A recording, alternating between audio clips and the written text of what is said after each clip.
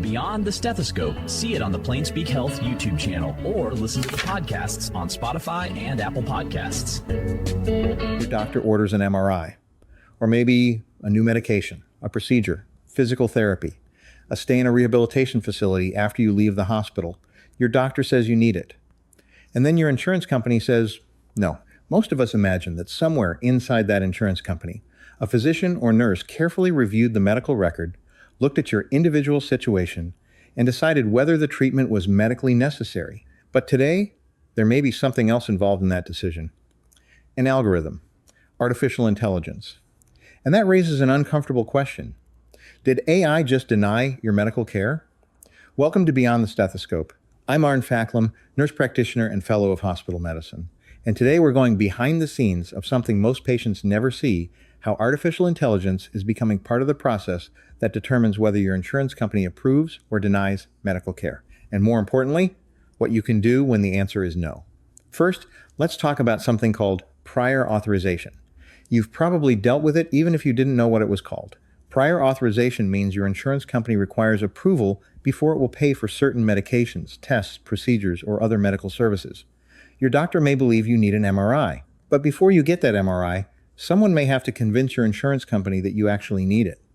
Your physician orders a medication, the pharmacy tells you it isn't covered yet, your doctor's office has to submit additional information, maybe you've been discharged from the hospital and your medical team recommends rehabilitation. Again, your insurance company may need to approve it. Prior authorization was designed, at least in part, to prevent unnecessary care and control healthcare costs. And there is a legitimate reason for reviewing whether expensive treatments are appropriate. The problem is what happens when that process becomes a barrier between a patient and medically necessary care. And now artificial intelligence is entering that process. This isn't something that might happen 10 years from now. It's happening now. Health insurers are already using artificial intelligence and machine learning technology for things like claims processing, fraud detection, reviewing medical information, and prior authorization. AI can scan enormous amounts of information far faster than a human being. It can look through medical records, it can identify diagnoses, it can compare information against an insurance company's coverage criteria, it can determine whether required documentation appears to be present, and in some systems, it can help decide whether a request should be approved or sent for further review. There are potentially enormous advantages to that. Imagine your doctor requests authorization for a test at 10 o'clock in the morning. Instead of someone faxing paperwork, waiting for another person to review it, making phone calls, and spending days going back and forth, technology could potentially analyze the information almost immediately. If AI helps us approve appropriate medical care faster, that's a good thing. The concern isn't simply that we're using artificial intelligence. The concern is what happens when we trust it too much.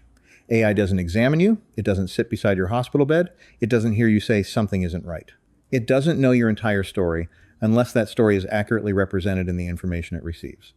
And medicine is full of situations that don't fit perfectly into a box.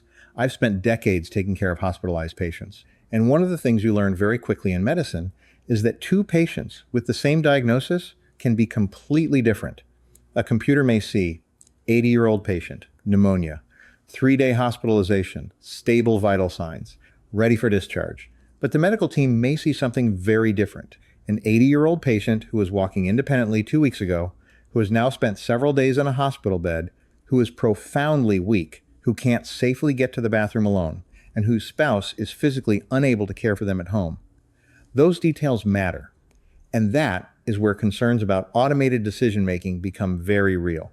Because an algorithm is only as good as the information it receives, the rules it has been given, and the way humans use its recommendations. There's another issue, speed. A computer can review hundreds or thousands of cases far faster than people can. That can be wonderful when it's approving appropriate care. But imagine what happens if the system is wrong. Now, it can potentially be wrong at enormous scale. That is why human oversight matters. A computer can help organize information, it can flag a case, it can identify whether certain criteria appear to have been met. But when we're talking about denying someone's medical care, there needs to be accountability. Someone needs to be able to look beyond the algorithm and say, wait a minute, this patient's situation is different. And this debate is getting attention from regulators, lawmakers, physicians, hospitals, insurers, and patient advocates across the country. So, what does all of this mean for you? Here's the most important thing I want you to remember from this episode. An insurance denial is not necessarily the end of the conversation. If your insurance company denies a test, medication, procedure, rehabilitation stay, or another service, ask why. Don't just accept the word denied. Ask for the specific reason. Was information missing? Did the insurance company say you didn't meet its medical necessity criteria? Does it require you to try another treatment first? Was something coded incorrectly? Does your doctor need to provide additional documentation? Those are very different problems, and sometimes they can be corrected. Next, talk to your healthcare provider.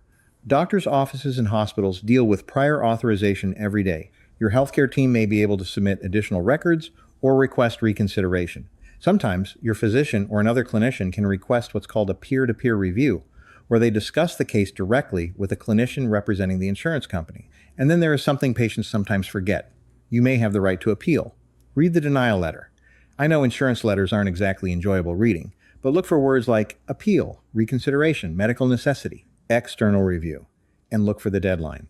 Because appeals often have time limits. If you don't understand the letter, call the number on the back of your insurance card and ask, why was this denied? What criteria were used? How do I appeal this decision?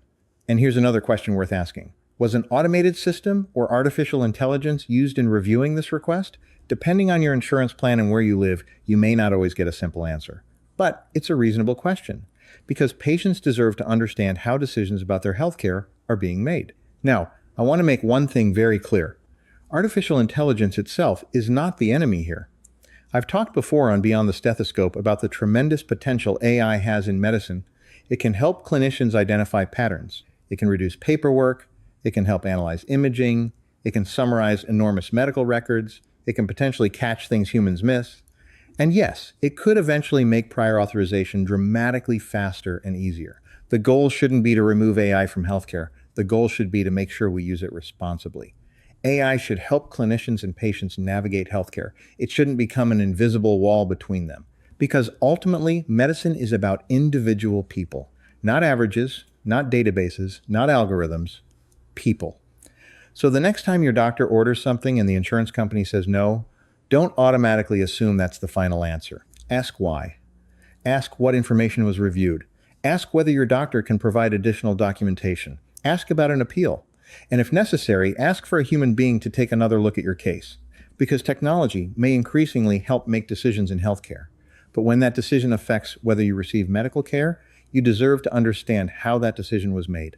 I'm Arn Facklum, and this is Beyond the Stethoscope. If you found this episode helpful, please like the video, subscribe to the Plain Speak Health YouTube channel, and share it with someone who may be dealing with an insurance denial or prior authorization right now. You can also find Beyond the Stethoscope on Apple Podcasts and Spotify. And if you work in healthcare or you're preparing for a career as a nurse practitioner, physician assistant, or other advanced practice professional, my book, Nights Like These, takes you behind the scenes of hospital medicine and explores something medical training doesn't always teach. Not just what you need to know, but how you learn to think when the answers aren't obvious. Thanks for spending a few minutes with me. I'll see you next time, Beyond the Stethoscope.